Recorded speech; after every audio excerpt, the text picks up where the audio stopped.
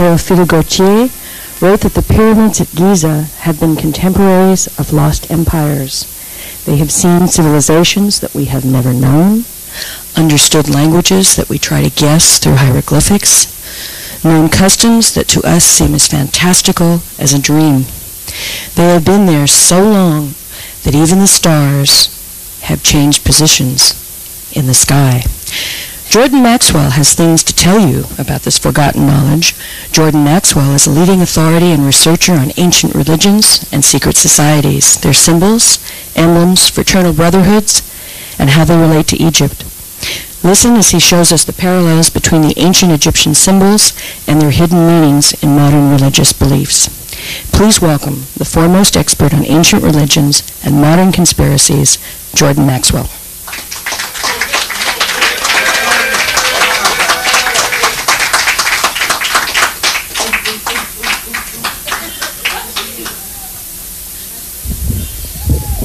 Very kind of you, but I don't think I resemble that remark. First of all, I want to say thank you for being here with me, and second of all, I want to thank Guda for allowing us to be in his home. And I would like to say that I'm not going to present myself as an authority on anything, though I appreciate the very kind, courteous remarks. I don't consider myself to be an authority. I feel far better by saying that I'm just an ordinary man in the pursuit of extraordinary knowledge. I'm fascinated by the things which are unseen. I'm fascinated by the spirit that pervades this country. And I feel that it's an idea whose time has come to look at the spirituality that's represented here on the Giza Plateau as opposed to the religion which is roughly based on it. So much of the work of the people of the book, Islam, Hebrew, and Christian, has been given to us, I believe, in a political setting rather than a true understanding of the spirituality that's again represented here on the Giza Plateau. I have been interested in the work of secret societies and fraternal orders ever since I can remember, because my family had, I think I mentioned this in the beginning when I opened the program, my mother had an uncle who worked in the Vatican Secretary of State's office. And every couple of years when he would come home as a child, I would sit and listen to the discussion with my father and his brothers and the men in the family discussing politics, religion, and commerce.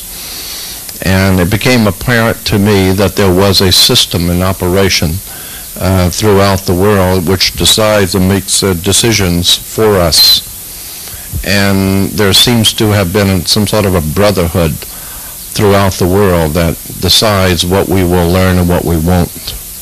And esoteric information, for the most part, was considered to be information on a need-to-know basis, and we really didn't need to know. All we need to do is what we're told and think what we're supposed to and not cause any trouble.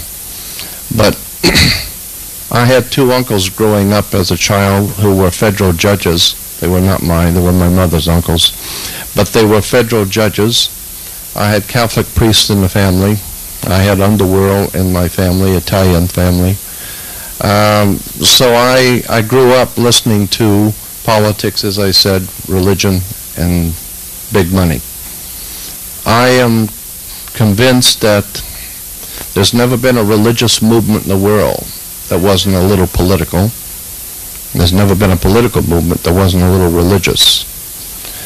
I make a very big distinction between religion and spirituality.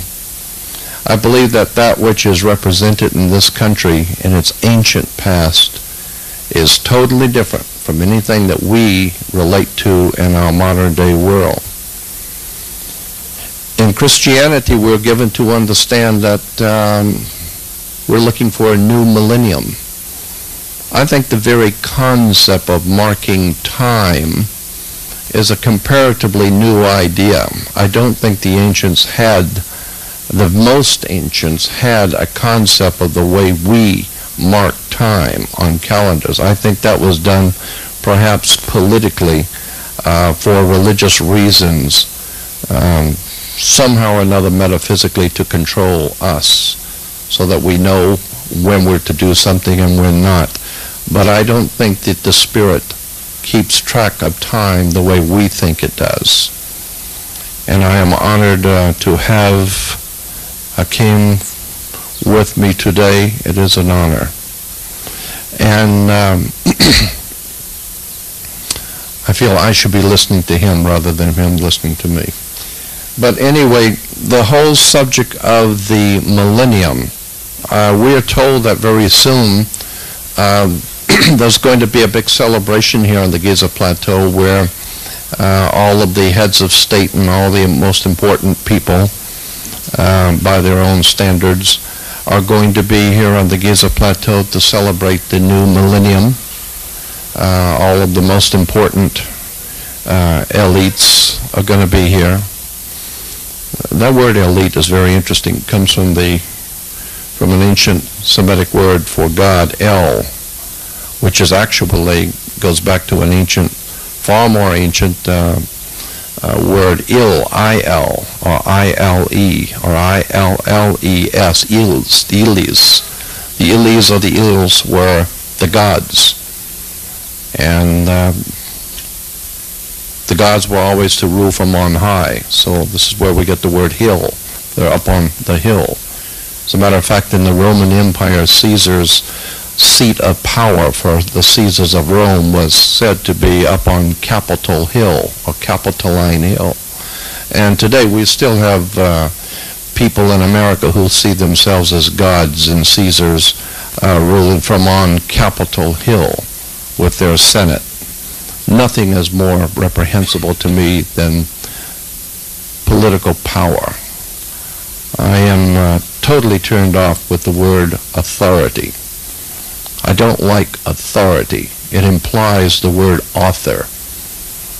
And immediately I question who wrote the law. I mean, actually, if you think about it, who said that the Queen of England is queen? What are you talking about when you discuss the divine right of kings? I suspect that it's a consensus reality, that enough people say something long enough and the group begins to believe it, as Hitler persuaded everyone to believe himself to be a god, and after a while the thing sets, and now we have the divine right of the Holy Family or the royal family. I have a particular aversion to the royal family of England. One has no alternative but to have a very ill feeling about the royal family of England when you know who they really are and what they're really doing. But that whole concept of the royal family comes from, Egypt. But the royal family, the concept, comes from this ancient land. And so much of Europe has taken from this country and from this land all of its precepts and concepts, its ideas of music and architecture and sciences, etc., etc., and has rewoven it and given it back to us as the accomplishments of modern man. It only takes a cursory understanding of history to see where the magnificence of the Western world was traced all the way back to this ancient land. We don't have anything in the entire Western world that comes close to one of the pyramids. So as far as I'm concerned, this land is where it all began, and only until you understand this country and its history, are you going to appreciate where we are now in the span of time and where we're going? I made this point before, and I'll make it again, about the word understanding. It comes from the idea of standing under a foundation of a thing to appreciate it correctly. And I think that that's what we have to do with the whole subject of this ancient people in this ancient country, is to stand under the foundation to get understanding. And consequently, there is so much we need to know about the ancient world to appreciate how it fits into our lives today. This I leave to those who are better at it, like Stephen, my friend, who can explain these kind of things, but I have always been aware that there is an undercurrent of wisdom and knowledge which has been concealed from our eyes by our masters, and I am one for sure that has had enough of this kind of trickery. I want the truth to be known about this country.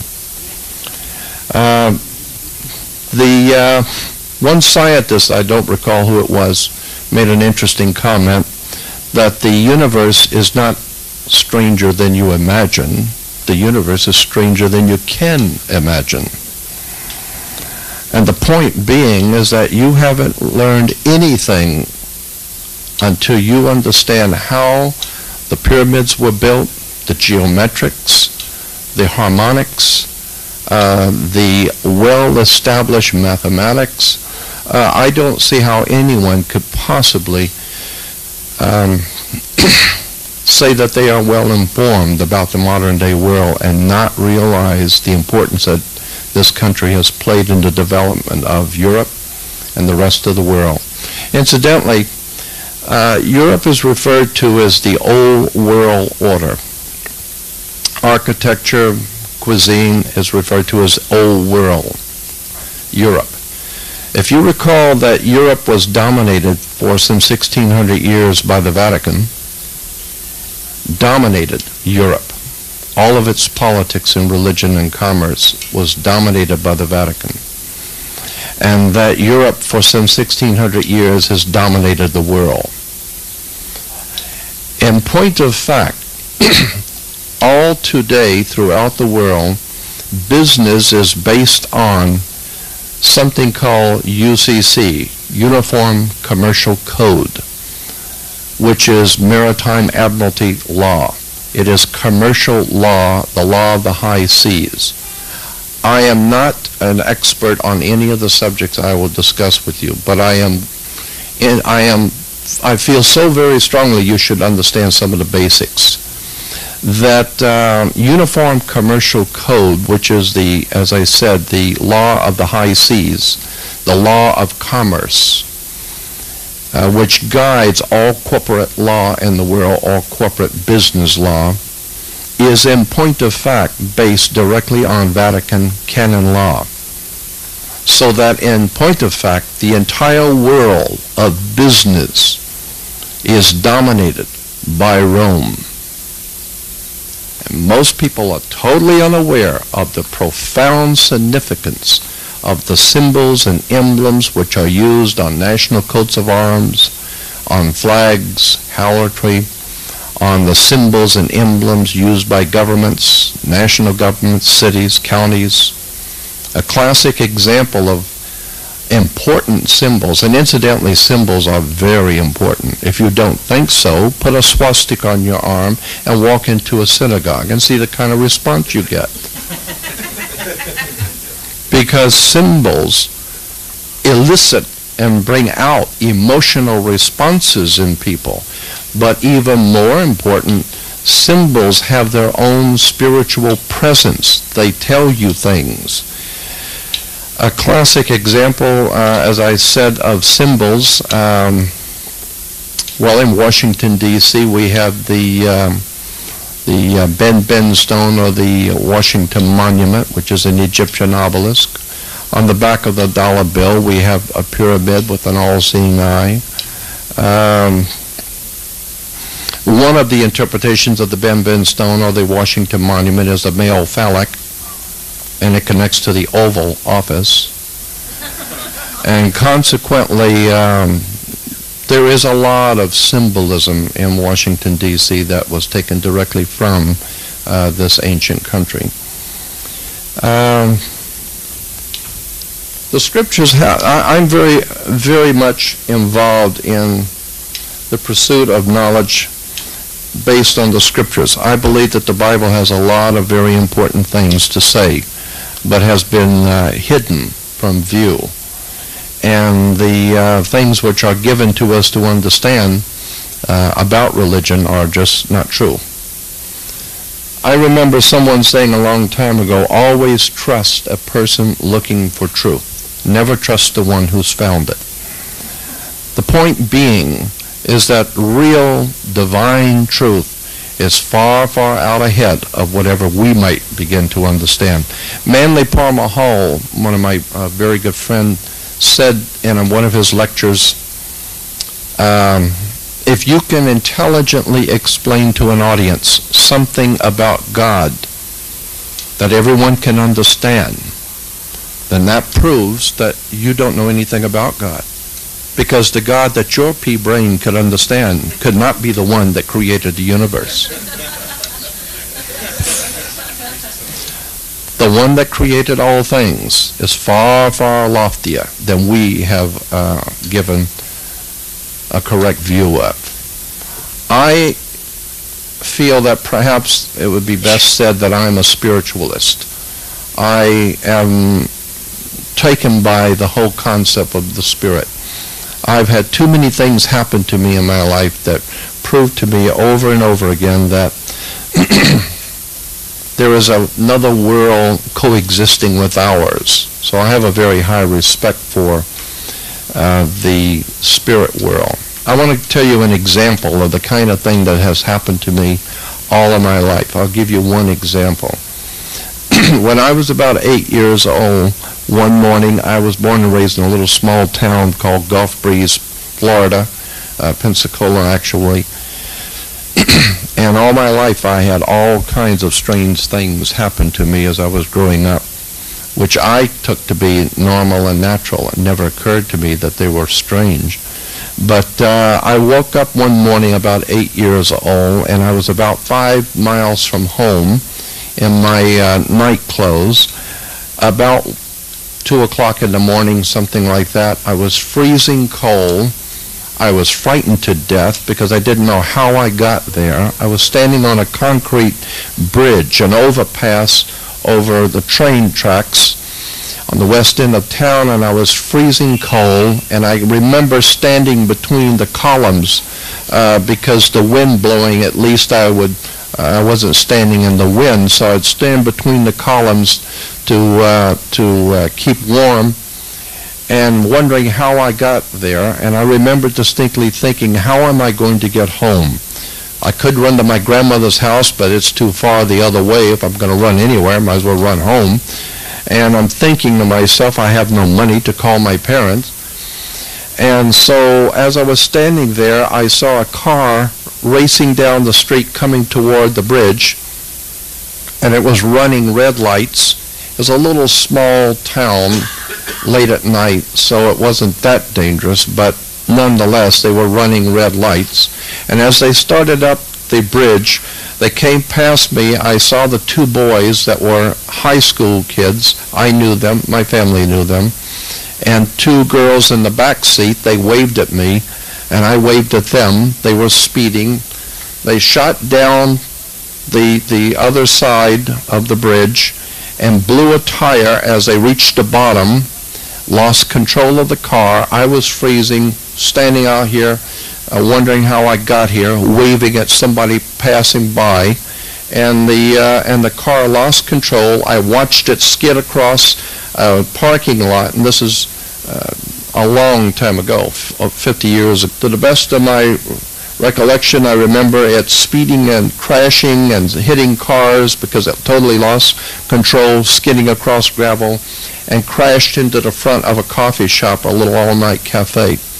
I ran across the bridge on the other side and ran down. I remember running across and running down so very fast that I thought if I trip, I'm going to knock my teeth out.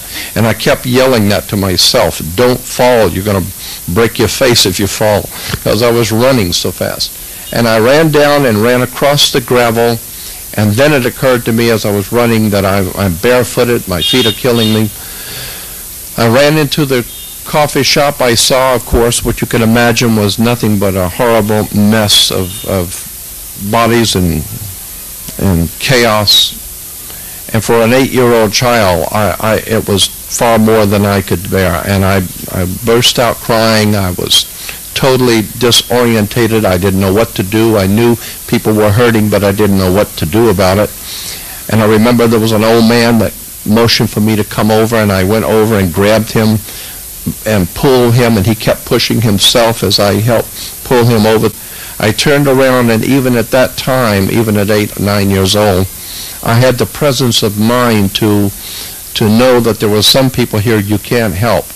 So methodically look quickly and see who you can help and what you can do to help. And I remember sizing the situation up, and I was crying, I was hurting, but I realized that these people were in far more trouble. And then I woke up in bed crying, and I was totally ballistic. It took quite a few minutes for my family to quiet me down.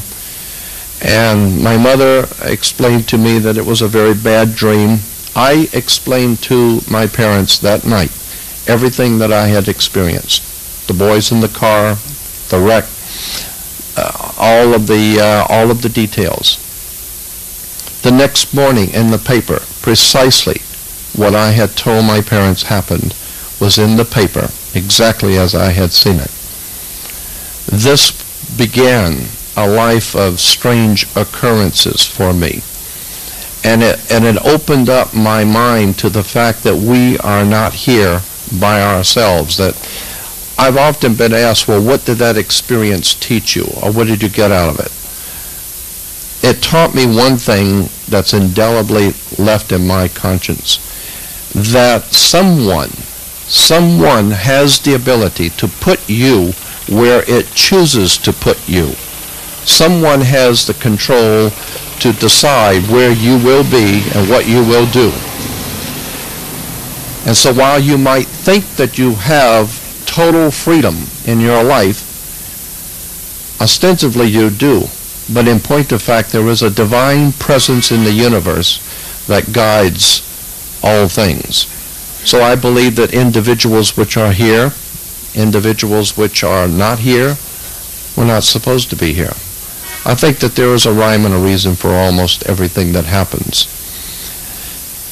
The question and I should have prefaced all my comments today by saying that the intelligent, thoughtful presentations that you have heard in the past few days is not what you're going to hear today from me.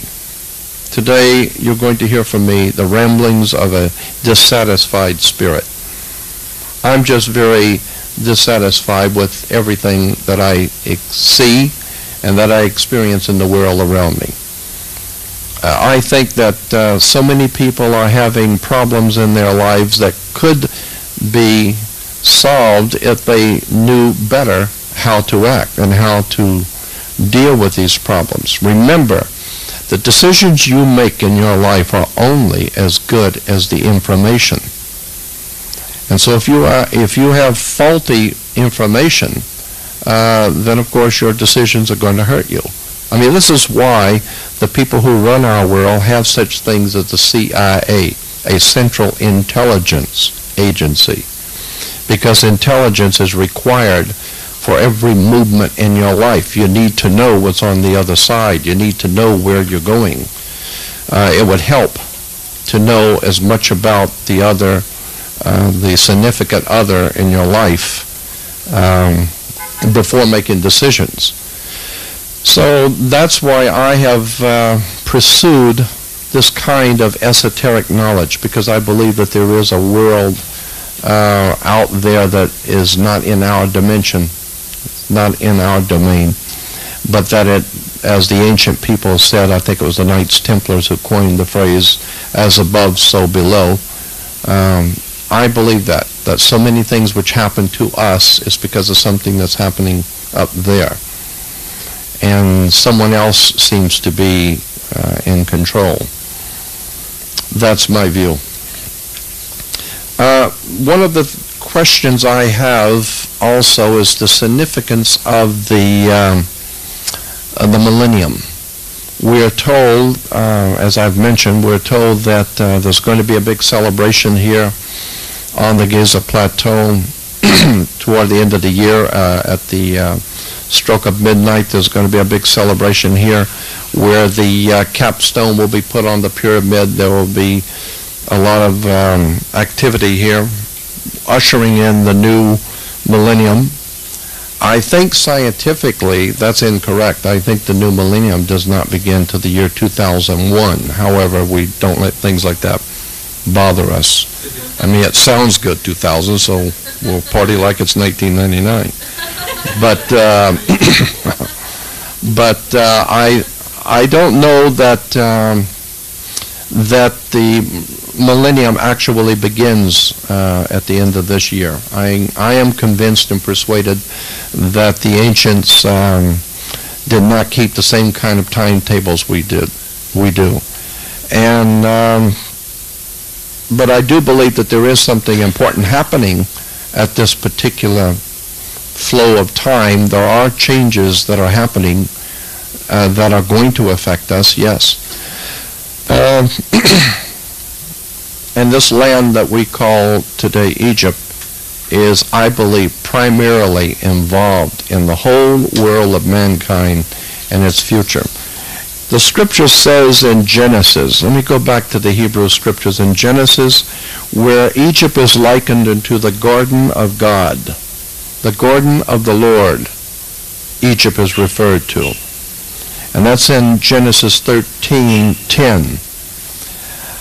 In Jeremiah in the Old Testament, there's a very interesting scripture, Jeremiah 32:20, that says, it's talking about God and all of his wondrous works. He's great in counsel and mighty in works. For his eyes are open upon the ways of the sons of men, to give to each one according to his ways and according to the fruit of his doing. And then it makes an interesting statement in Genesis 32:20. God, which has set signs and wonders in the land of Egypt, even unto this day. What do you mean, signs and wonders in Egypt, even unto this day? And in Israel and among other men. And you look up the references, other men, and it says throughout mankind. So I believe that God, the divine, the present, the divine presence in the universe, has set signs in Egypt and among other men. When you understand that, well, there's another interesting scripture that actually is germane to this whole subject, and that's Isaiah 19:19 and 20. Keeping in mind that God has set signs in Egypt, the scripture says, Isaiah 19:19 says, in that day shall there be an altar to the Lord in the midst of the land of Egypt, comma, and a pillar at the border thereof to the Lord. For many years, biblical scholars were looking for two separate things here. An altar to the Lord in the midst of the land of Egypt, comma, and a pillar at the border thereof. But the answer was in the next scripture. Isaiah 19:20 says, and it shall be for a sign and for a witness unto the Lord of hosts in the land of Egypt. Blessed be my people, Egypt. We better go back and look at that. In that day shall there be an altar to the Lord in the midst of the land of Egypt, and a pillar at the border thereof to the Lord, and it shall be for a sign and for a witness unto the Lord of hosts in the land of Egypt. And later in 25 says, blessed be my people Egypt. This altar in the midst of the land of Egypt and the pillar at the border, I believe, and many scholars concur, is none other than the pyramid. For according to the reference books, it seems to indicate that the pyramid is in the middle at the border thereof. It is serving as a symbol, an emblem, or a sign. And relation to what we have learned from about the Giza Plateau being a power plant, I talked with my friend Stephen about this, that I think that there's more yet to this subject that Christopher was bringing out about the power plant concept of the pyramid. I think he's right on this. But I also believe that we, being biological batteries ourselves, we are an electrical unit of sorts ourselves. Our very thoughts are and can be considered to be in the virtual state. I think that there's something going on here on an even higher level with humans and that pyramid. I think that there is some sort of a resonant frequency in humans to somehow or another affect us, probably to open our minds or to open our spirits, so that while we may be talking about a very mundane thing of an electrical power plant, we're also talking about something that very well might be a sign or a symbol, which is an opening for us to move into a different dimension, perhaps. I hold all of these things as a very good possibility.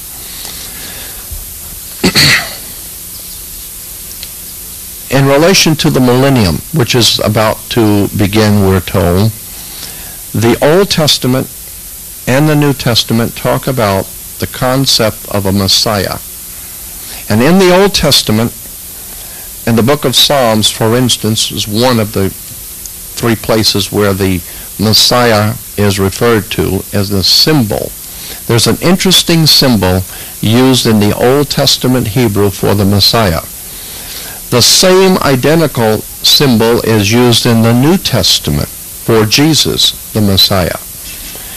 Let me read it to you. And then I also want to talk about the whole concept of Messiah and its implications for our time, the Messianic era. But in the book of Psalms 118, the Hebrew Old Testament, Psalms 118:22 says, the stone which the builders rejected is become the chief cornerstone. And this is from the Lord and is his doing, and it is marvelous in our eyes. It was talking about the Messiah, and again, the Messiah is referred to as the stone which the builders rejected has become the chief cornerstone. Over in the New Testament, one of the many places in the New Testament that the Messiah is referred to by the same symbol. In 1 Peter 2:6, the scripture says, wherefore it is contained in the scripture, behold, I lay in Zion a chief cornerstone, the builders rejected.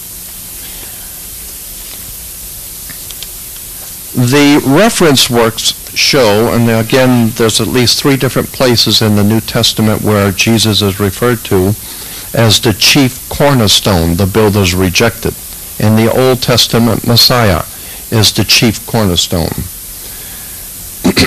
An interesting fact about this is that the word in Hebrew for chief cornerstone and Greek in the New Testament chief cornerstone simply means a triangle or a pyramidion triangle perched on top of a pyramid. That is what the word chief cornerstone in both the Hebrew and the Greek actually means. So the symbol for the Messiah in both the Old Testament and the New is the triangle or the capstone of the pyramid.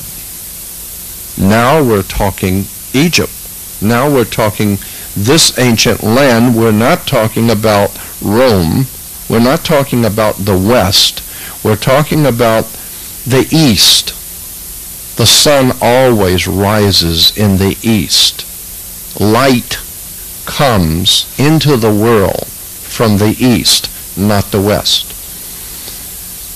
The reference works show that the chief cornerstone, meaning the top angle of a pyramid.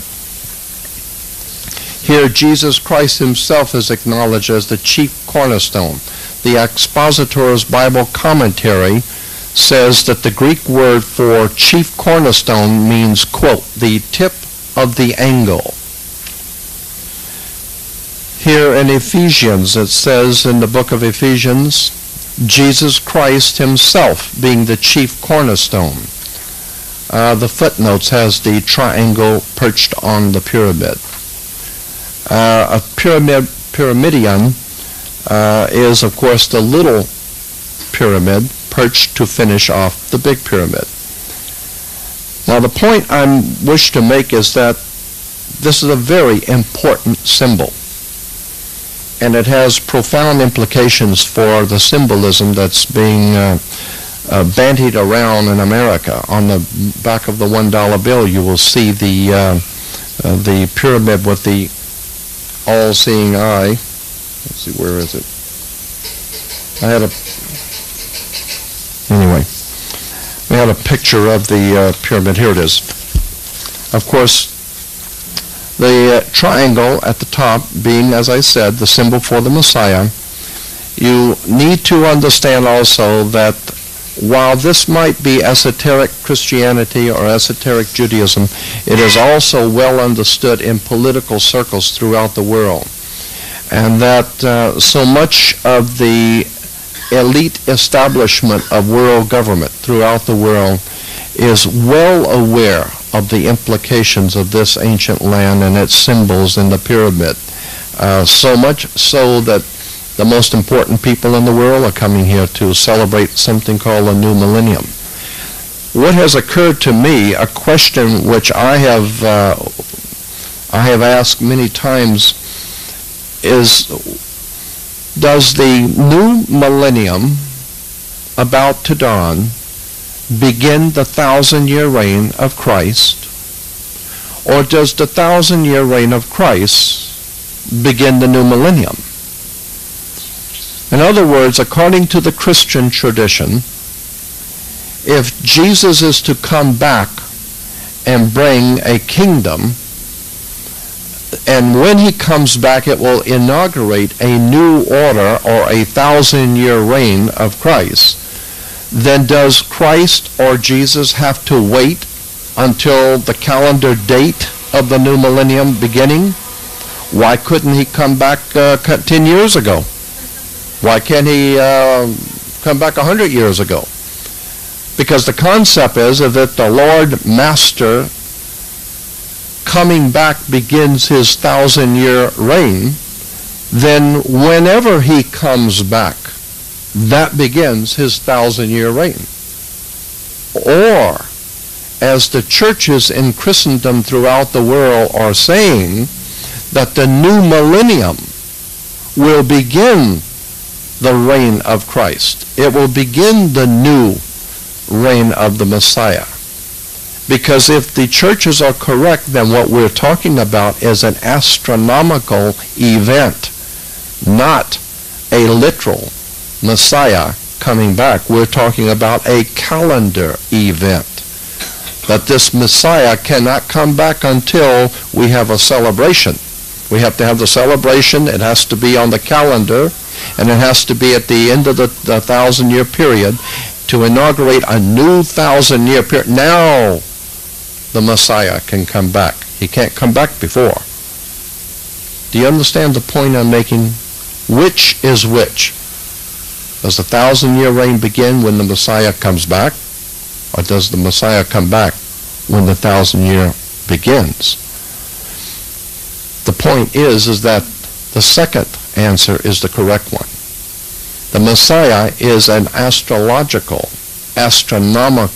term, and that the entire concept and even the old Hebrew tradition of the Messiah was a period of time, a messianic era, a time that would come. And I am respectfully suggesting that unless and until we get our stuff together, spiritually speaking, that messianic era is long yet away from us.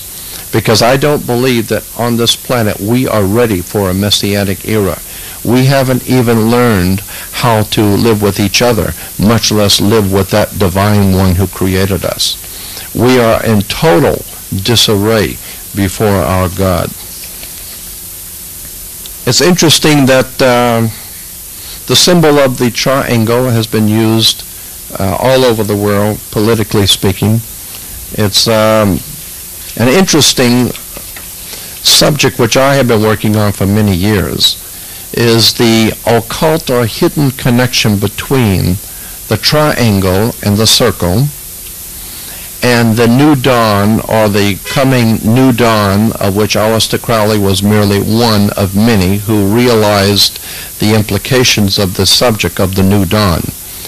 If you will go back in your history books and when the Soviet Union was still in existence, you will see that the Soviet National Coat of Arms had a sun rising over the earth with the hammer and sickle and the red star.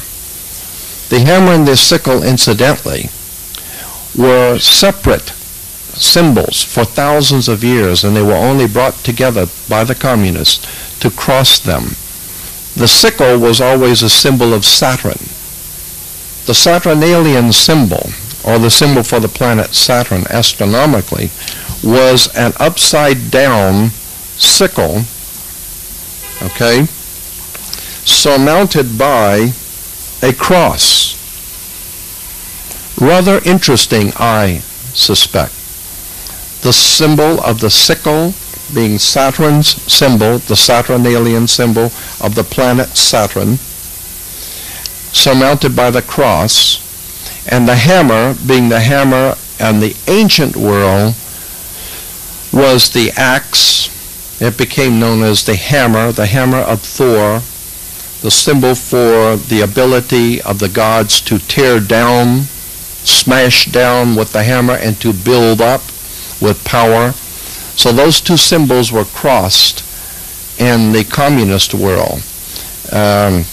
There's a whole story on the planet Saturn and its connections to the Nazi philosophy, the Nazi religious philosophy, the communist philosophy, the fascist. It is a fascinating story about how the planet Saturn has influenced both governments and religions throughout thousands and thousands of years. Symbols. Reminds me, what is the one symbol that was most prominent besides the swastika in Nazi Germany and in Nazi-occupied Europe? The one symbol that was most used and is most reprehensible to anyone who hated that system was a fasci, the symbol of world fascism. The symbol of world fascism, or the fasci, is a bundle of sticks with crisscrossed with a hatchet head. A bundle of sticks with a hatchet head is the symbol of world fascism. It's called a fasci. You will see on the nightly news in America, every night on C-SPAN, almost every night in America, you will see in the congressional room where the President of the United States gives his State of the Union message, in that particular room where the Congress and the Senate both sit. You'll see it on television at night. On both sides of the podium, Most people are watching the speaker in the podium and listening to his dribble. But no one seems to be aware that on both sides of the podium are two 12-foot-high fasces, the symbol of world corporate fascism. This is, to my way of thinking, absolutely appalling. I'm amazed at how many people do not realize the symbols and the emblems of totalitarian dictatorship that pervade the world. And don't ever forget for one moment that the money, the grease, and the power that put Adolf Hitler into power came from America and Britain and Europe. Families with money financed Adolf Hitler. If you begin to, and think back, the older people here will understand what I'm saying. Some of the younger people will not appreciate this, but if you go back to the 30s in Europe, Germany, first of all, was one of the most educated and most highly advanced cultures in Europe. They were not stupid. Germans are many things, but stupid was not one of them. But after the First World War, they were totally broke, as were many nations, including America. That war caused economic hardships for everyone except the guys who made the money. But Germany was absolutely starving in the streets, quite literally. And on the scene came a man who was later to become known as Adolf Hitler. And he began arousing the emotions of the people that we need to clean this mess up. We've been had. We need to get back our greatness that was Germany and bring back the greatness of the Germanic people, etc., etc. And he began promoting himself, and he got elected to a small office and began to grow in power. And about the mid-30s, mid to late 30s, he began to grow quickly. And overnight, from a country and a people that were starving in the streets, and a couple of very short years, Hitler was able to build the largest, most powerful military industrial complex the Western world has ever seen. Where did he get the money?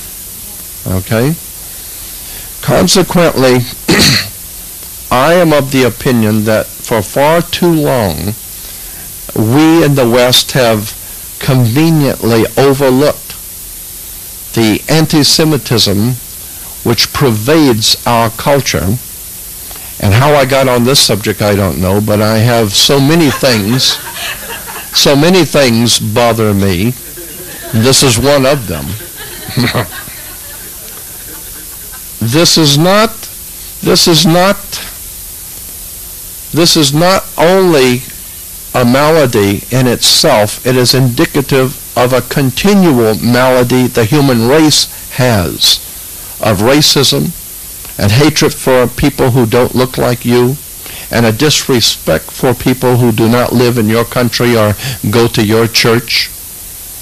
And consequently, I think that it's about time that we start thinking in terms of a world of people living together and showing respect for each other and for our elders and for those things which are far older than our culture. I think that there's an awful lot of people beginning to appreciate that principle. I mentioned the word church. You know where the word church comes from? So many people are proud to tell you that they're churchgoers. I remember that I got a story that keeps coming up in my mind. I got to get rid of it. The child comes out with his father in front of the church, and he sees a big statue of a soldier in bronze, and the kid says to his dad, what is that statue for? And he said, oh, that's to commemorate the men who died in the service. And he said, which one, the 9 o'clock or the 11 o'clock? So, the word church, incidentally, is an interesting word. It's an English word, okay? It's an English word, church. It comes from a Scottish word, kirk. That's why you have one of the old hymns, Kirk of the Valley. Kirk in Scottish is church in English. But kirk in Scottish comes from a Greek word, Circe. And Circe in the Greek mythology was the Mother Circe, who was able to put a spell on people and to bring them into her house and change men into pigs and eat them.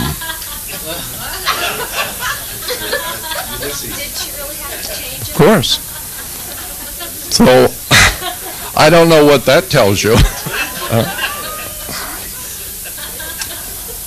So I'm just saying that it's interesting words. Words are very interesting terms and symbols. I'm fascinated by the world of terms and symbols and words. Anyway, back to this whole concept of the eye and the pyramid, the dollar bill, and why the plateau is becoming more and more prevalent in Western civilization media. And I didn't even finish with the anti-Semitism yet, because I have more to say on that.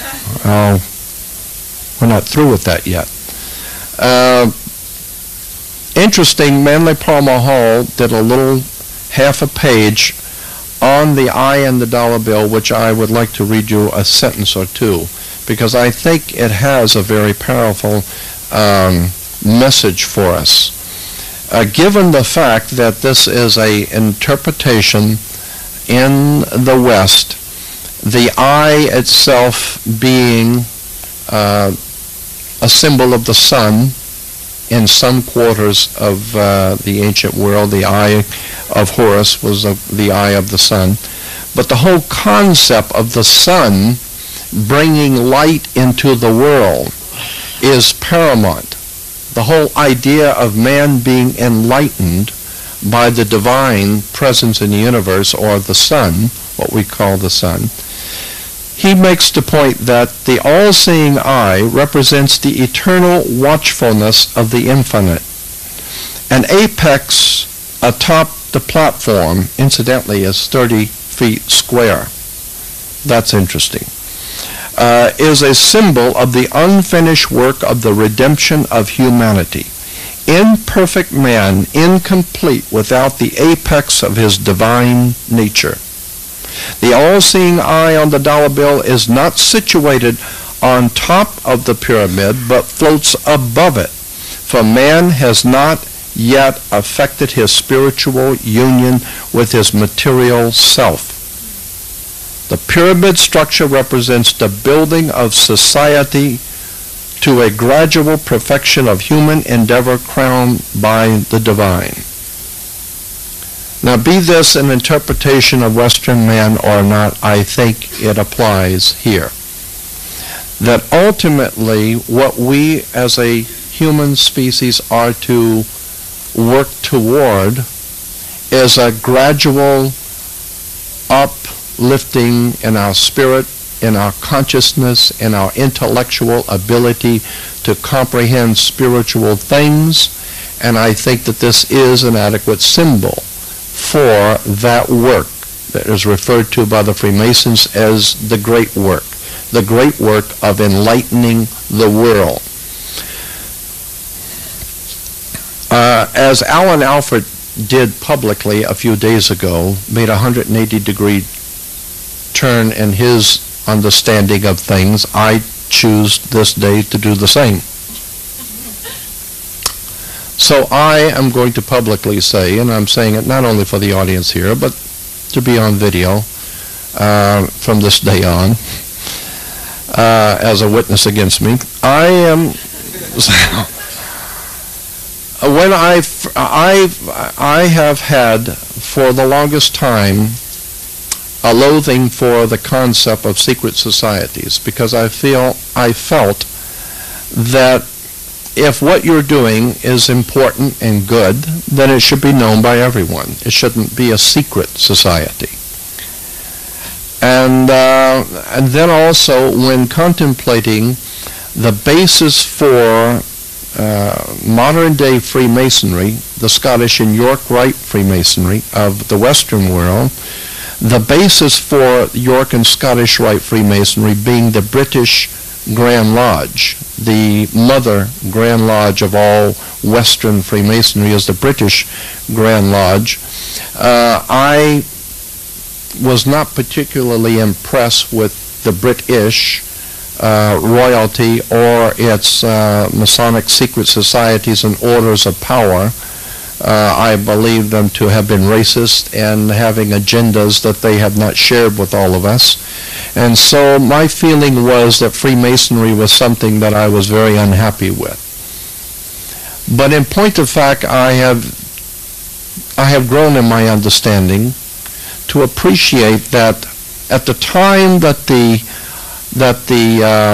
orders of Masonry were in their infancy in about the 10th, 11th, 12th century, the church dominated, as I said, all of Europe. And it was not a religious institution as much as it was a very powerful political institution that had in mind the domination of the world, whether anyone wished it or not. Therefore, the Vatican dominated, and the Vatican at that time was somewhat different than the Vatican today. Not much, but somewhat. And it was very dangerous, as one politician has observed, it's very dangerous to be right when your country is wrong. It was very dangerous in those days, in the Middle Ages, to speak of and to wish to educate other people and to have an open mind. The brain is like a parachute. It doesn't work if it's not open. But during that time, open minds were not in vogue. There was a power that was accepted throughout the world, and that was the Vatican, the papacy, the church. But at that time, there were those men who were the scientists, the thinkers, the philosophers, and they saw fit to protect themselves by secret associations, which I can understand. And then being able to have a cursory understanding, and I'm looking forward to having a better understanding before I leave, because I have not had a chance to talk with Hakim the way I want to, but having a cursory understanding of the secret brotherhood, of the ancient priesthood, the ancient brotherhood, tells me that true wisdom has been carried down for thousands of years, for millennia, by a handful of individuals that were worthy to carry the wisdom. Because it appears to me now that to give this kind of spiritual wisdom to modern day man, or to mankind in general, so many people are not ready to use that kind of knowledge correctly and for the right purposes, and using it in love to help the human family to grow, but would misuse it, as we have seen in America, everywhere in the world that Europeans go. We see the misuse of power and prestige and money. Well, what more powerful tool in the hands of a man than secret knowledge, wisdom of the ancients? So I am at this moment saying that I have a different view than that which I have expressed before, and I have a high respect for the individuals who have brought themselves into secret association to protect the divine knowledge and spiritual learning, and who want to make this knowledge available to those who are prepared to accept it. Remember that when the student is ready, the teacher will appear. These societies, of which Hakim has helped me to understand, these societies of the priesthood have never kept this knowledge in a clandestine way. They protected it so as to give it to those who were worthy to know, who wanted to know, who were showing the correct spiritual foundations to accept this kind of knowledge. In the wrong hands could be very dangerous. We have found that academic and, what am I trying to say? That technology, academics and technology, without spiritual morality is a very dangerous thing. And so consequently, I, for one, appreciate the spiritual brotherhood who carries the wisdom that we are hoping to receive when we're ready. And again, I pay tribute to my teacher, Kareem, and others who have helped me to appreciate this better understanding of the general subject of secret societies. Now, that is not to say that there aren't societies who are founded for negative purposes. But that seems to be the way of the world. But I am mostly interested now in pursuing that wisdom which I realize has been here from day one and that is readily available to anyone who wishes it, provided, of course, that you have prepared yourself to be borne along by that Spirit. You cannot go into the mysteries, the ancient mysteries, with preconceived ideas about what truth is. As I said, truth is a very, well, it's been said before me, truth is a very subjective thing. So I consider that this is something that we all need to start thinking in terms of. Putting away preconceived ideas, going before the divine and asking for guidance and leaving it at that. You'd be surprised what the Spirit can do with you if you just put down all of your defenses and just make yourself available to the Spirit and say, help me to understand, and watch what happens to you. I am also persuaded that going into the Great Pyramid may very well have some sort of a spiritual effect on one. I cannot imagine that all of the tourists who have gone into the pyramid have appreciated it correctly. I think also, and this is just my opinion, since no one asked for it, I'll give it. It is my opinion that the Spirit will give to whomever it chooses, whatever it chooses. For many are called, but few are chosen. The principle being is that it will decide, that divine presence in the universe that men have called God. That one will decide what you will know and what you will have and what you won't.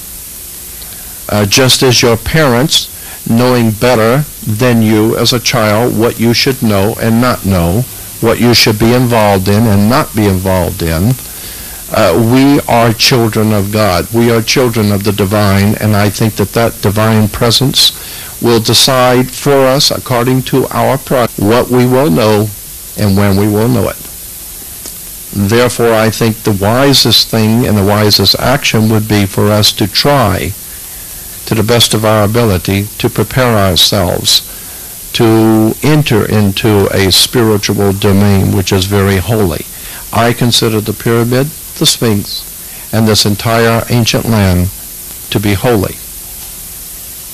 I think it is proven by the fact that all of the kings of the world have come to this land. All of the great minds, mathematicians, scientists, philosophers, all the great intellects of the world have pondered the mysteries of Egypt. They haven't found them out yet. So I have a very high respect for this people, this place, and the ability to be this close proximity to the Great Pyramids. It's a little after 11. I have some other subjects I'd like to get into. I want to go back and finish this anti-Semitism thing that I started. I think it is something that we need to look at because it is not only devastating to Semitics, it is also the same kind of thinking, whatever, against all of us. I mean, there was a quote from from Nazi Germany. One Holocaust survivor, I recall, said something to the effect that when they came for Catholics, I was not a Catholic, so I really didn't care. You know, when they came for the Protestants, I'm not a Protestant, so what did I care? But when the powers that they came for me, there was no one left to help to protect me. I think that this is the problem. Too many people have decided that because it doesn't affect me, if I'm not Semitic, it doesn't affect me. When nothing could be further from the truth. The same mentality that would harm the family across the street has no respect for you either. This entire concept of racism, of the manipulation of people, exploitation of differences, needs to be exposed for what it is. I believe that we are different. There are different cultures in the world. There are different mannerisms in people, just as there are differences in women. There are differences in men. But one thing that does bind us together is that this earth is a living entity, and we're not passengers. We're part of the crew. We are part of this divine creation of the earth. And so I think we need to start respecting each other and it a lot better, because if not, chaos is going to reign in this world, and those masters who manipulate chaos will come out the winners. We will be even more subjected to totalitarian dictatorship. I think it's a time for freedom. I love to be free. I don't want to be the handmaiden of a totalitarian dictatorship. And so that's what I'm saying. The idea being is that we need to clean up this kind of thinking across the board, because it's not just anti-Semitism, it's the hatred of different races and different peoples and the feeling of superiority among one group over another. There is no such thing. And with that, I would also add that I get up sometimes like at 4:30 or 5 o'clock in the morning and stand and observe those city awakening. And I see children on the street with little things to sell, and I see tourists pushing them aside, and that hurts me very much. I don't think for 1 minute that people who are visiting this land should in any way mistreat the people who live here. I think that if nothing else, I would be totally broke because I would give everything to the children. That's my feeling. But I don't think that we should not be that kind of person to look at a child and consider him to be a pest because he's trying to get out. I think we ought to show more love and concern and consideration for everybody, and especially the children. Politics. First of all, I have no respect for politics. That's what I could say on that. We'll go on to another subject.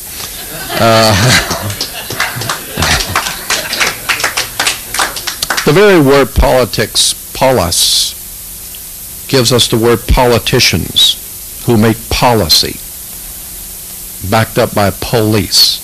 I mean, the whole thing is nothing more than some way to control you.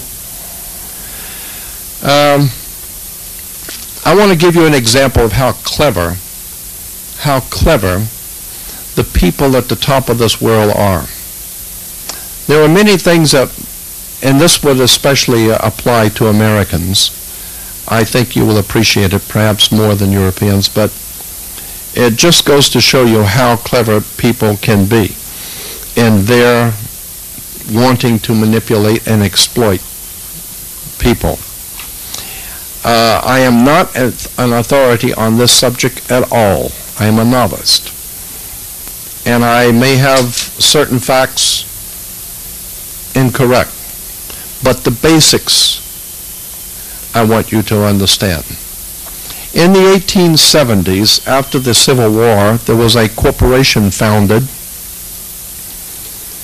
There is a lot of documentation I can provide for anyone later who wants to get the correct material, but I'm just giving you a cursory understanding. There was a corporation founded 1870s. It was incorporated in Delaware. And the corporation's name, like Coca-Cola and McDonald's, that corporation was referred to in its corporate papers as the United States. Very clever. And it was stipulated that the employees of that corporation would not be called employees, but would be called citizens. So that today in America, they ask you if you're a citizen of the United States, what you think they are asking you is, are you lawfully in the country of America? That's not what they ask you. They ask you, are you a citizen of the United States, means, do you, of your own volition, out of your own mouth, testify that you are a franchisee of a foreign corporation incorporated in the 1870s under International Maritime Admiralty Law? Are you, of your own volition, out of your own mouth, making yourself an employee of a foreign corporation called, incidentally, United States? Consequently, rather clever, I suspect. Consequently, that opens up a whole can of worms. It shows that there is a corporation, a company that was founded, and that we are merely franchisees of a foreign corporation. There's all kinds of interesting things begin to come out once you understand the principles. A classic example are terms and words.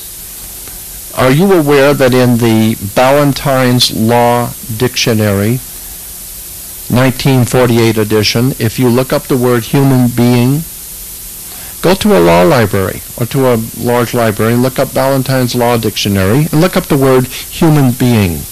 And it will say, see monster.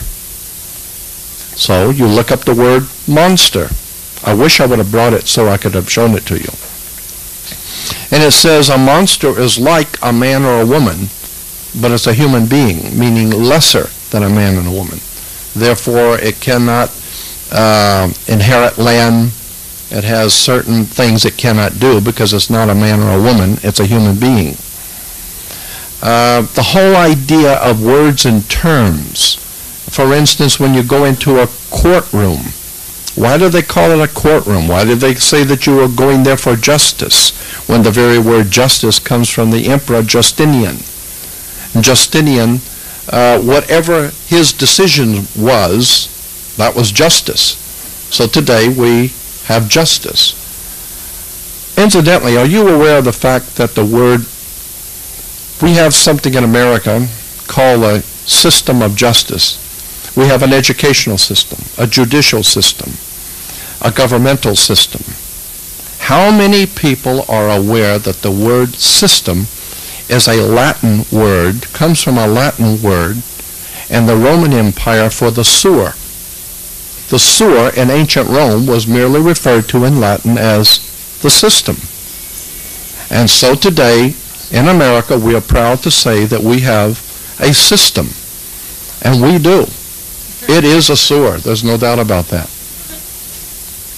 I am saying that we need to make ourselves aware of words, terms, concepts, ideas, and begin to do something probably you haven't done before. Go back and start researching where words and ideas have come from. You will begin to appreciate that there's an awful lot of things that we take for granted, that we have no idea in the world where they came from, and that somewhere along the line, unless we are ready to acknowledge the fact that true spirituality is not based on Western man's religion, it is not based on Western cosmological concepts. True spirituality must be traced back to its source. And this is why the work of Lloyd Pye was so important to me, because I'm interested to know who designed us the way we are. Who put into us the different factions within ourselves. Who made us like we are, and how did we get here? That's why I appreciated so much of the different speakers bringing out the different points in relation to how we got here, where we're going, and what the pyramids and such things represent. There are so many different subjects that I like rambling on about. I don't think that a question and answer is appropriate, because I really don't have many answers for anything. So I have all the questions. I don't have any of the answers. But at this point, I'm going to, how long did we, about 40 minutes? Okay. I think I will. What now? Criminal justice. Oh, yeah. Yeah, if you're tried in a court in an Islamic land, you were under Islamic justice. If you're tried in the Middle Ages under Rome, you were under Vatican justice, church justice system. In America, we have something called a criminal justice system. The implications of the word is that the criminals are administrating the justice. We have a criminal justice system. And if you think that is by chance humorous, understand that the powers that be do not choose words and terms lightly. These people know what they're doing. When they use terms and phrases and symbols, they know what they're saying. I, for one, take them at their word. If they have a symbol that's on a national coat of arms, if they have a word or a term, I mean, why, for instance, do the Roman priests wear black robes and judges wear black robes? Very interesting, black robes. Black was the color associated with the planet Saturn. Green was the color associated with the planet Venus. Red is the color, of course, associated with the planet Saturn. Black is the color. Red. That's what I'm sorry. That's what I meant. Even school children know that. Red. Right. Red is the color associated with Mars. But back to the robe. Why do the Catholic priests wear black robes? Why do you wear a black robe when you graduate from high school or college and university? And where does the word college comes from? It comes from the College of Cardinals. The whole concept of wearing a square black mortarboard goes back to Mecca. The square, the black square in Mecca, which is surrounded by the circle. It has to do with a very ancient symbolism. But how it has been used by the West and misrepresented by the West. If you think about the word court, going back to the judges who wear black robes in courts, the whole idea in a court is like tennis. The whole idea in a court is to put the ball back in the other guy's court, and you do that with a racket, because the whole thing is a racket. Yeah, and the very word, if you look up in a legal dictionary, look up the word atturn, A-T-T-U-R-N. An atturn was used in the Middle Ages for the person who would take property at the instigation of the king or the magistrate. He would take the property from one person and turn it over to another.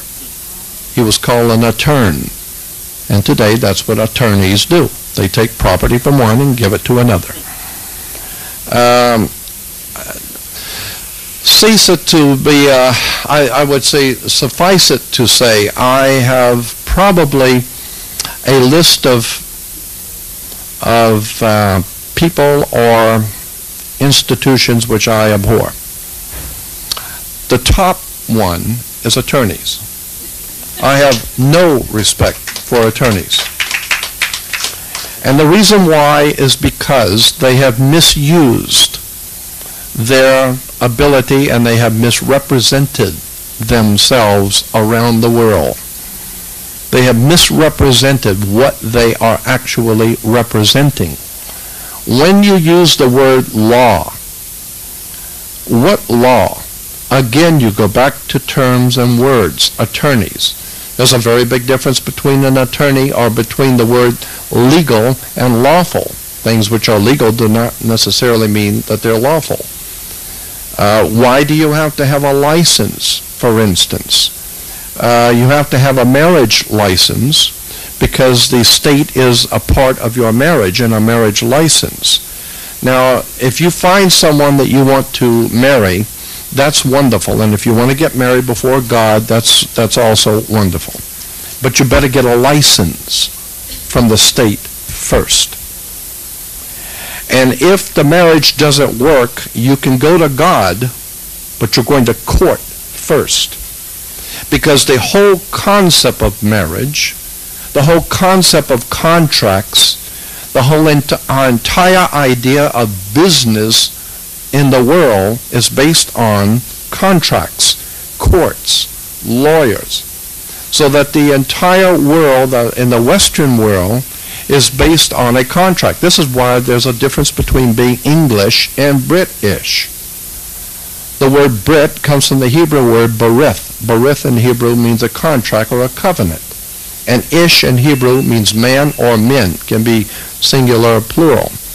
Therefore, berith-ish becomes British, the man of the covenant men. What are we talking about? We're talking about a new covenant.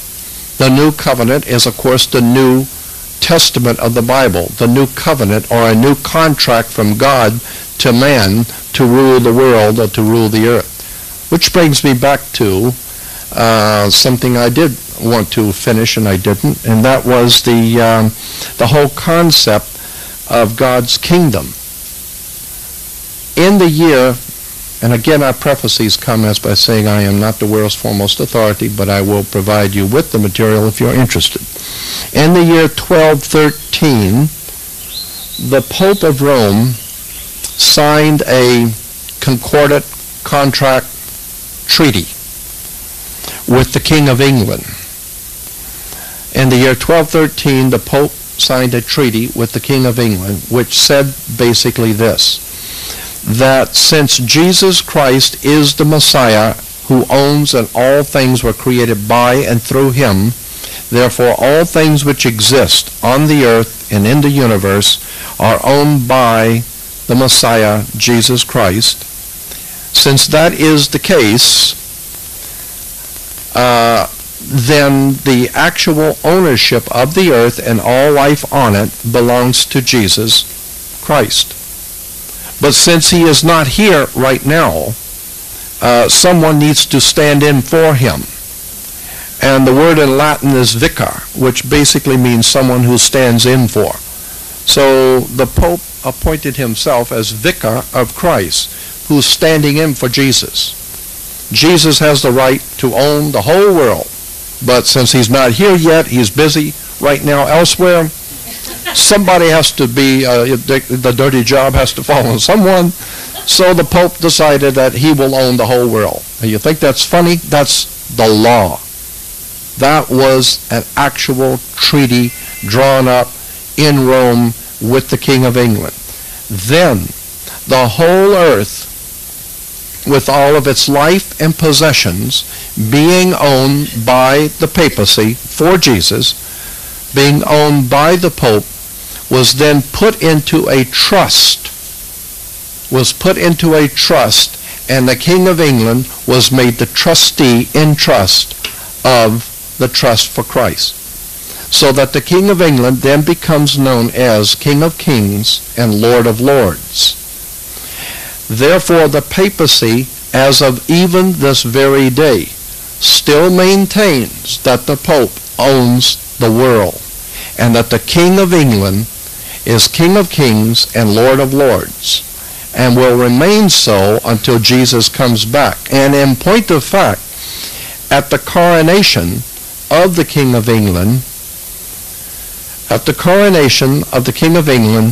the Archbishop of Canterbury said something to the effect, I don't have it in front of me, but something to the effect that the King of England is accepting the position as King of Kings and Lord of Lords for Jesus Christ, and until such time as Jesus Christ comes back to the earth, the King of England is the King of all kings and the Lord of all lords.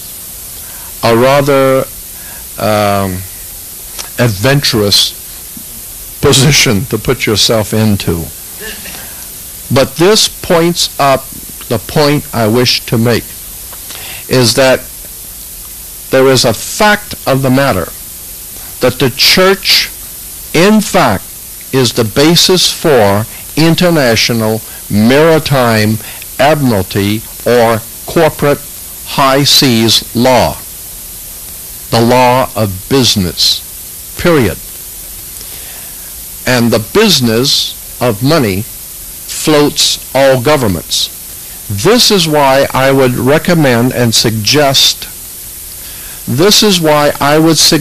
that governments and institutions under governments, educational institutions, banking institutions, are hesitant to have anything to do with the findings of Christopher or Stephen or any of the other speakers and any of the other many researchers around the world which are on the cutting edge of new technologies and new understandings and new sciences, and also takes in the UFO community.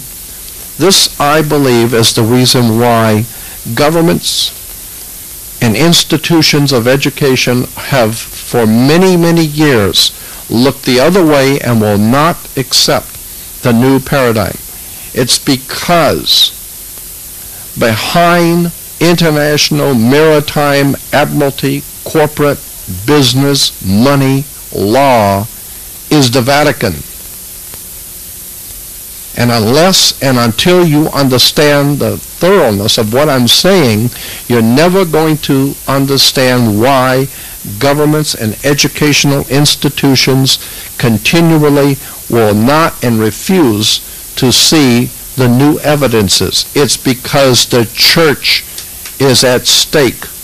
And if the church is at stake, so is money, so is corporate law, so is the whole entire world system, which is based on corporate or canon law. What we have here are a few pioneers who are faced with trying to bring spiritual and intellectual knowledge of the past into a world that is dominated by powerful criminal syndicates. I had an FBI man about 7 years ago, and I was in Los Angeles. He was in another large city in the state of California. I was in Los Angeles, and I got a phone call one day from an FBI man, from an FBI officer, and agent, and he said to me, he said, "We have been watching and listening to you from day one." And and he says, "But we have no problem with what you do at this point. You are not considered," and I'm trying to remember how he said this. He said, "At this point, you are not considered to be a threat to the authorities. But if that day comes you will be dealt with accordingly. I said, yes, I understand that. And so he said to me, when you speak harshly of government and banking, which I do, he said, and this is an FBI agent, he said, when you speak harshly in public of government, a certain amount of that is allowable. You know, they don't mind. They're not offended. You're not going to affect anything. They're not going to believe you anyway. And besides, what they're going to do if they did believe you, right? And he said, but, and this was his words, and I remember them well, because I was really rather scared when he called, because I was not expecting to be talking to an FBI agent. He said, when you, and I take an oath that this was the words that he said, when you speak of the church, what you're talking about is organized crime at the highest level in our country. You're talking about money, political power. So, he says, so as long as you are perceived to be an individual on a soapbox, no one is going to be concerned about you. No one is threatened. But if you begin to be heard, not listened to, but heard, and if that becomes the case that you are becoming known and being heard, then you will be dealt with accordingly. So I want you to know that we in the FBI do not consider you to be a threat. But just know there will come a day if you do succeed in what you're doing. So that was, I already had formulated my own thoughts about, quote, the church, end quote. But at that point, that was startling to hear someone say that. This is not to cast aspersions on the Christian theology. No, as a matter of fact, if you wanted to get serious about Christianity, then I would suggest you start right here with Coptic Christianity, because that's where it all began. And if you really want to get serious about the faith. So I have no problem with the faith. I have a problem with what has become known as the military-industrial complex of business in America. I believe that somewhere along the line we're going to have to begin to look at all of those institutions that are running the world and the people behind the scenes who own them. I have a very big and a very strong spiritual place in my life for the divine. I have no time for religion, government, big business, etc.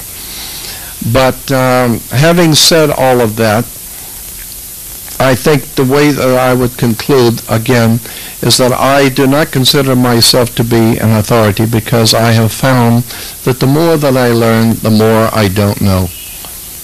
And the more it becomes apparent to me that I am merely, like everyone else, on a journey.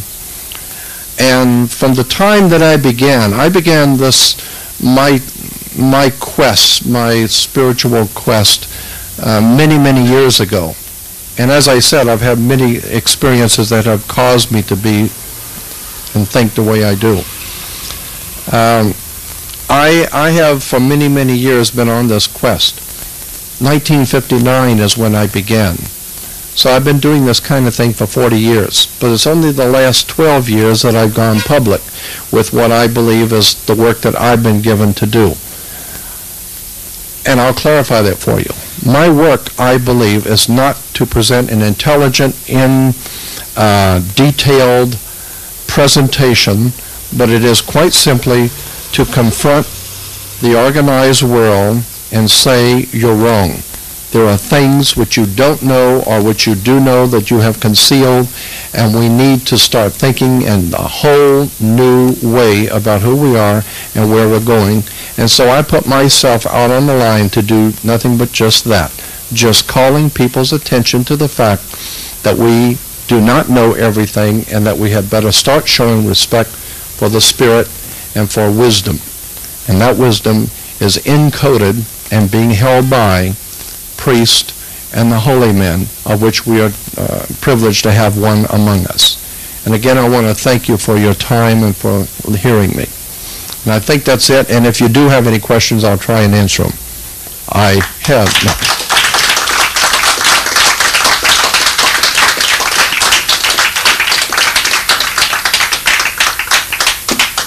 Yes, sir. You said you were talking about the black robe that the priest and the judge wear. Oh, yeah. You never said what the black represents. Oh, no. Devil is, no, the word devil is simply putting a D in front of the word evil. It becomes devil.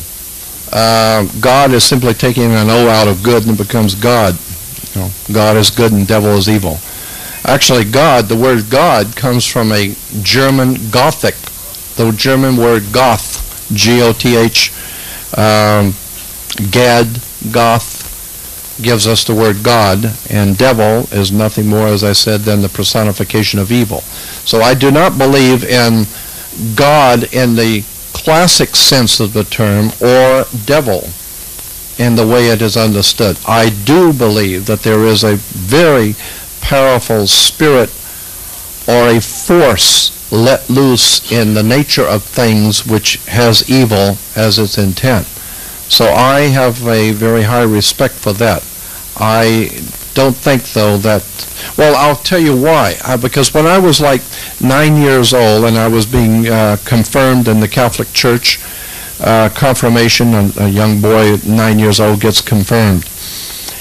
And in the confirmation ceremony, the bishop was officiating, and after the ceremonies were over, he asked the children in the church, and it was a very big affair because my family was connected to the Vatican, so everybody was there to see my confirmation. And we were warned by the nuns and by the priest, if the bishop asks you, if you have any questions, if you ask any, you're going to get hurt.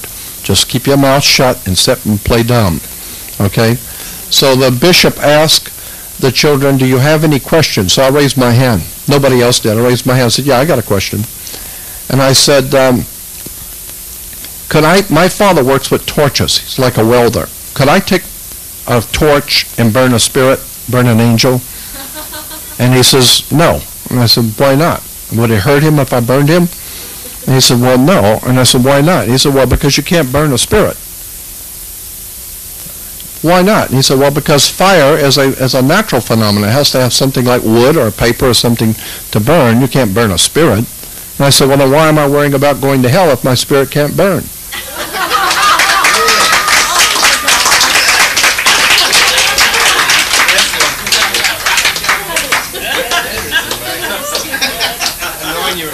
Yeah, and the nuns standing on the side by the church said, you? Heck yeah. So I grew up knowing that the system of theology is a way to control your actions. Blessed are the meek, for they're easy to control. The point being is that we need to understand that spirituality is a very powerful thing, and people need to get in tune with it. I have the highest of respect for the Christian theology, but it has been misrepresented far too far and needs to be redefined. Oh, the black robes. Well, as I said, black was a color associated with the planet Saturn. And Saturn, the Saturnalian influence, incidentally, the planet Saturn influences science, philosophy, politics, government. Saturn, one of the old symbols for, one of the old names for the planet Saturn was L. A long time ago, L was Saturn. And consequently, if your god Saturn has appointed you, you became one of the elect. And of course, the whole spiritual power of L, we today refer to as electricity. that common denominator that makes the juice operate. It's the juice that makes all things operate. Electricity. This is why money is referred to as currency. It's the juice that makes things work. It's a current. And incidentally, as much as I hate banking, I have to admit that the Federal Reserve and the IRS in America are necessary evils given the circumstances under which America exists. It, of course, would be better if neither one existed. But the whole idea is like the breath of Shiva. The breathing out, the breathing in. Everything breathes in and out, in and out. Therefore, the breathing out of the currency is from the Federal Reserve, which prints the money. It's paper that breathes out into society. Now it has to take a breath in, which is the IRS. It's got to be pulled back in and then put out and pull back in. Why? Because it's currency. It's a alternating current. The idea being, of course, is if you just keep putting money out, everything will become totally worthless in a couple of weeks, and the whole system comes falling down, because for the first time, everybody will finally understand it's just paper. So you've got to make it look important by taking it back from people. So it's a breathing in and breathing out. Again, it's just currency. I'm fascinated by the use of words and terms. As a matter of fact, when you go into a courtroom, you will see the judge sits on high. He sits up higher than you. That's so the law can look down on you and you can look up to the law. And the judge is said to sit on the bench or rule from the bench. Look up the word bench. It's a Latin word for bank. So therefore the judge rules for the bank. This is why you cannot interrupt a church service or a courtroom procedure. You can be arrested for doing both. Why? Because the international maritime law says you cannot in any way interfere with the exchange of money. You're doing business here.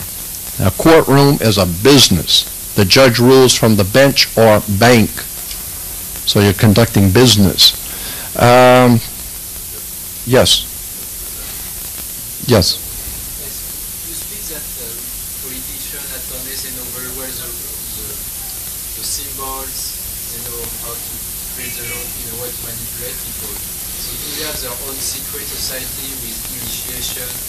And you understand the mechanics? Sure. Yeah, it's like the gang warfare in Los Angeles or any big city in America. They spray graffiti. Those symbols mean something only to those who are on the same level, only to those people who know how to read the symbols. And I've said for a long time that the words and terms and symbols that are used in our country and throughout the world are like letters of the alphabet. If you put them together, the symbols together, and know what they mean and what they imply, you're never going to figure out who's running what. But I mean, some of the most outrageously, overwhelmingly obvious stuff is occurring in America, and people don't even see it. I mean, you drive by an Arco, and you see Arco sign in America, the Arco oil. It's on the angle. It's a square on the angle. But if you square the square, it becomes the Knights of Malta cross. And so many times you will see symbols and emblems, national coats of arms and harlotry, as I said, and corporate logos. All can be traced back to secret societies, fraternal orders. I mean, it's an amazing world we live in. Is it chosen consciously or unconsciously? Say it again. Is it chosen, the symbols, is it chosen consciously, or they are not even aware of it? Oh, I think that the people at the top are aware. It's the 99% of the masses that don't even know they're alive, don't know what these symbols mean. So many people just go daily in their chores and have no idea in the world that when you pull into a service station, why there are 7 major oil companies, why do they call them the 7 sisters, why Why is 3 so very important? Why do we have a trilateral? Why is the whole world based on tri or 3? There's a lot of things like that people in the know are obviously aware of. It's just that we aren't. Jim.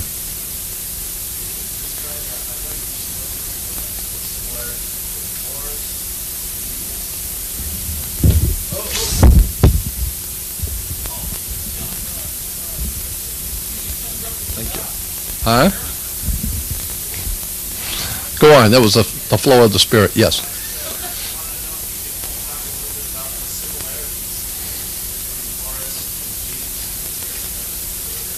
Oh well, that's a big subject. Basically, that whole subject is something that is referred to as astrotheology. The ancient spiritual interpretation of the ancient mysteries as they are incorporated into our modern day religions. The whole idea about the Son of God, Jesus being the Son, God's Son, in the Oxford Dictionary of the English Language, if you look up the word S-U-N, you will see it was originally from the Germanic, because English is a low form of German.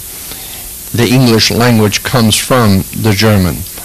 And in the Germanic language, that thing which comes up in the morning is spelled S-O-N-N-E, or S-O-N. And this is why your boy, your offspring, is your son. He's the light of your life. He represents life everlasting. Why? Because he will have a son, and his son will have a son, and therefore as long as each son has a son, then there will always be life on the earth. I mean, not for you, but through your lineage. The whole concept is it's a fascinating study when you get into the symbolism of the sun and how it has been used in modern day governments. I mean, dog, if you think about all the symbols and emblems on colleges, universities, schools, police departments, fire departments, all of the emblems in power and education, theology, government that uses the sun. The sun is used everywhere. Truly it is King of Kings and Lord of Lords. The sun. And he dies with the crown of thorns, of course, like the Statue of Liberty with a crown of thorns. It's the sunburst, the corona. That's why a king is made king at a coronation. It comes from the word corona. He is crowned with the glory of the sun. He had 12 helpers, 12 followers. Of course, the 12 followers were nothing more than the 12 signs of the zodiac, or the 12 hours of day. He took 12 steps across heaven. Horus did, or the sun went 12 steps across heaven.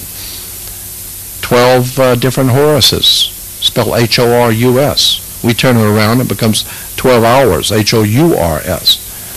And Horus in the beginning was rising, and we still say Horus is rising this morning. He comes up on the Horus rising.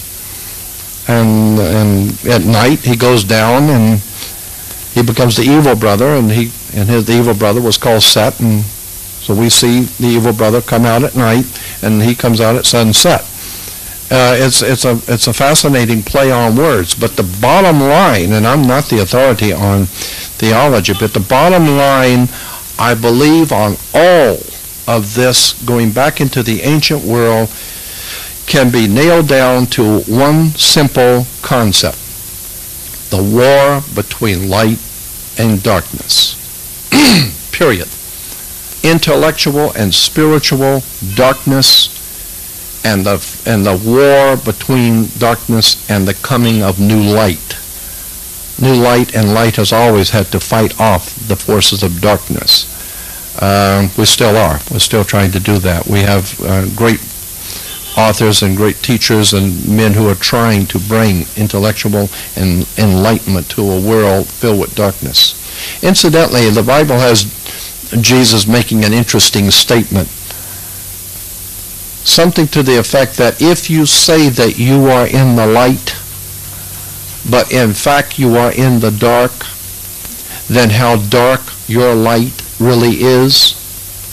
Interesting concept, and that was something caught me many years ago. If you say that you are intellectually enlightened, but in point of fact, you're not. You're actually in the dark. Then how dark your light really is.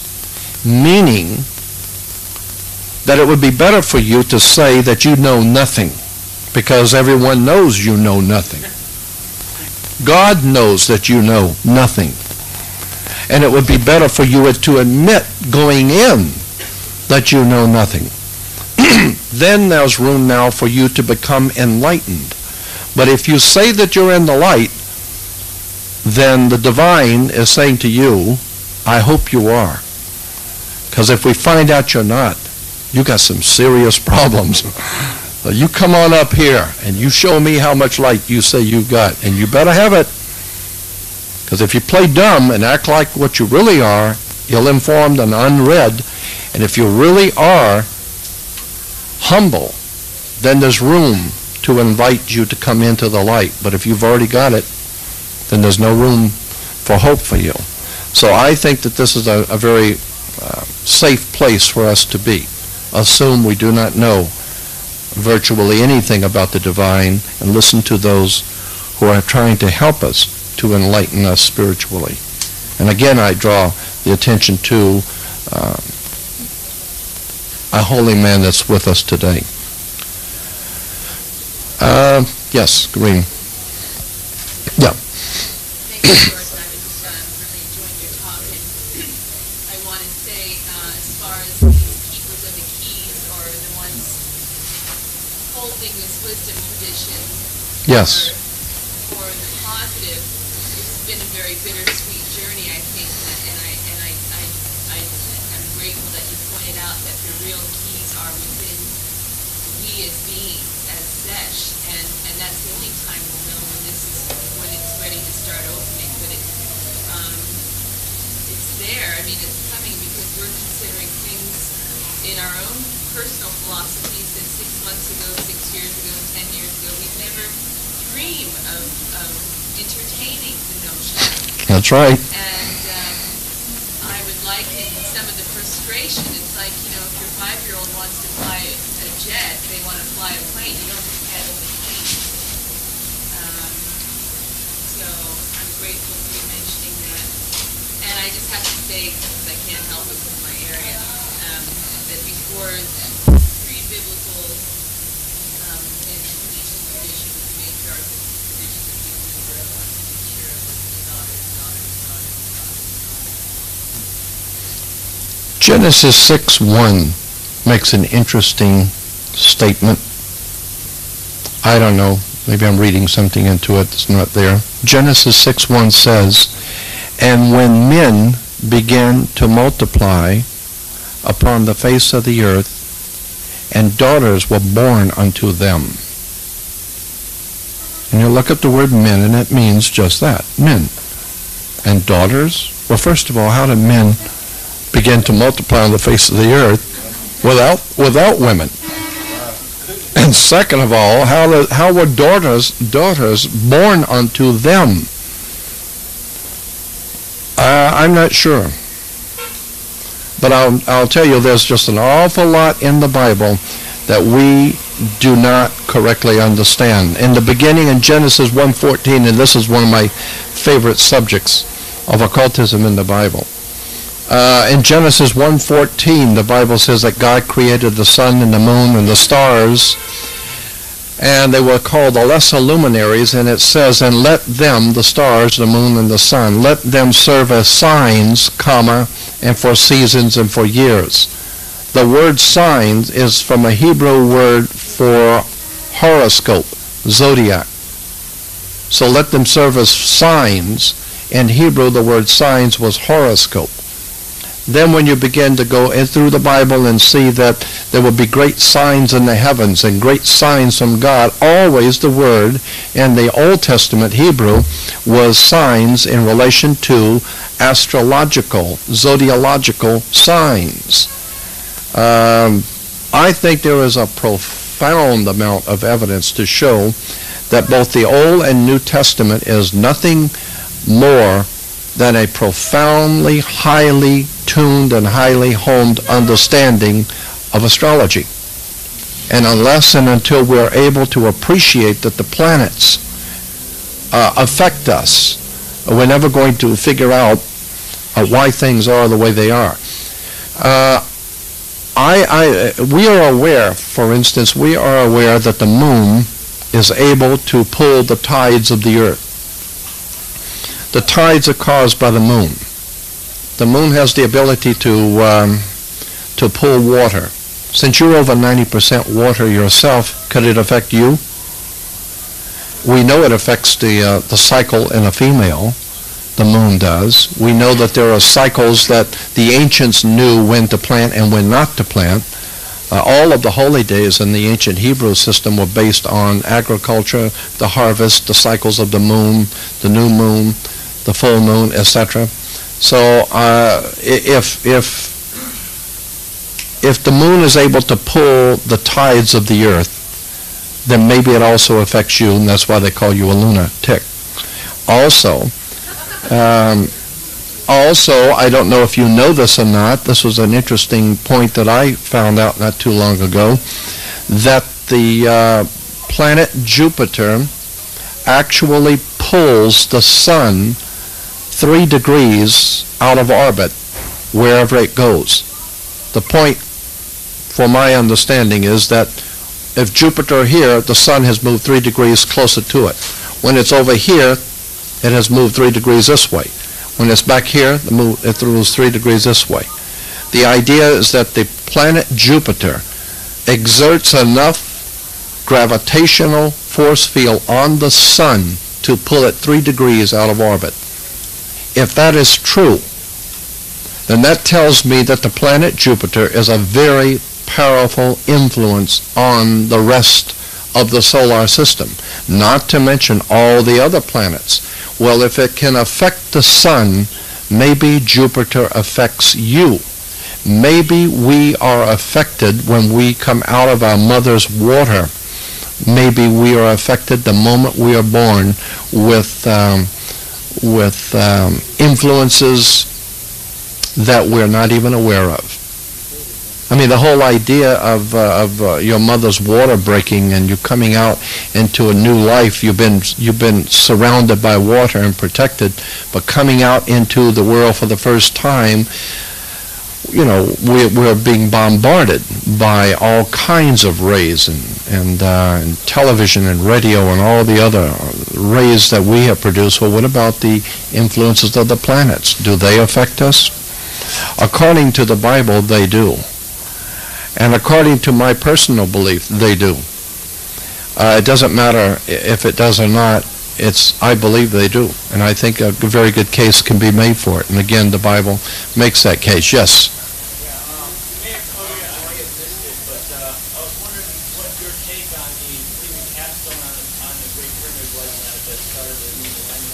Oh, yes. Well, in relation to the big shots putting a capstone on the pyramid, I think it's a waste of their time. I don't think that divine presence in the universe gives a damn. Thing may blow up on them. Yeah. Jordan, you mentioned the passing of the moon going over the Yes. Right. Oh, yes.